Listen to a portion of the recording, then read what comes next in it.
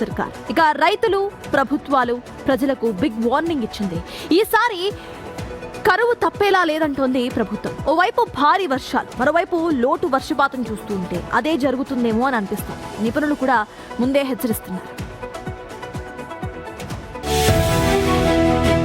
ఒకే దేశం, రెండు వేర్వేరు వాతావరణ పరిస్థితులు. ఒకవైపు అరేబియా సముద్రంలో మేఘాల ప్రభావం తగ్గి తెలంగాణ, ఆంధ్రప్రదేశ్, గుజరాత్, రాజస్థాన్, మహారాష్ట్రలో వర్షాభావ పరిస్థితులు భయపెడుతున్నాయి.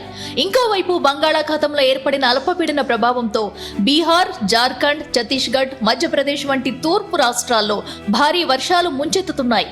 సముద్రాల్లో మారుతున్న ఈ ప్రతికూల వాతావరణం మన దేశంలో వానల రూపురేఖలనే మార్చేస్తుంది.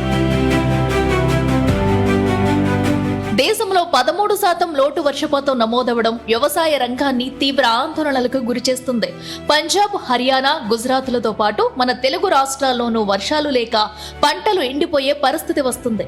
అరేబియా సముద్రంలో అనుకూల వాతావరణం లేకపోవడమే ఇందుకు ప్రధాన కారణం. రాబోయే సెప్టెంబర్ నెలలో వర్షాలు మరింత తగ్గవచ్చని అంచనా వేస్తుండటంతో సాగు, నీటి కొరత ఏ స్థాయిలో ఉంటుందోనని రైతన్నలు దిగులు పడుతున్నారు. ఇన్సాట్ 3DS పంపిన శాటిలైట్ ఇమేజెస్ వాతావరణ శాఖను సైతం ఆశ్చర్యపరిచాయి. నైరుతి రుతుపవనాలకు ప్రధాన తేమ మూలమైన అరేబియా సముద్రంలో మేఘాల కదలికలు దాదాపు నిలిచిపోయాయి. దీనికి తోడు వాయువ్య భారత్ పై మేఘాలను కప్పేసే పొడిగాలులు ప్రభావం పెరిగింది.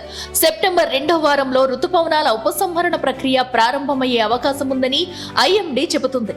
అయితే బంగాళాఖాతంలో బలమైన అల్పపీడనాలు ఏర్పడితే తప్ప ఈ వర్షపాతం లోటు పూడేలా కనిపించడం లేదు. ఈ పరిస్థితుల నుంచి రైతన్నలు ఎలా గట్టెక్కుతారో చూడాలి.